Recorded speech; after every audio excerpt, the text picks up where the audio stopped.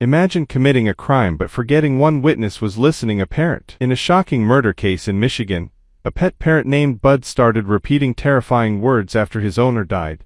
"Don't shoot." The bird kept saying the exact same phrase over and over, and investigators believed it may have copied the victim's final moments. The parrot never officially testified in court because animals can't legally be witnesses, but the bird became one of the strangest pieces of evidence ever linked to a murder investigation. And this isn't the only case. Another parrot in Argentina reportedly repeated chilling words after its owner was killed. So next time your pet hears everything you say, remember they might be the only witness left. Kindly like the video, share and subscribe for more amazing pet facts. Do not forget to hit the notification bell too.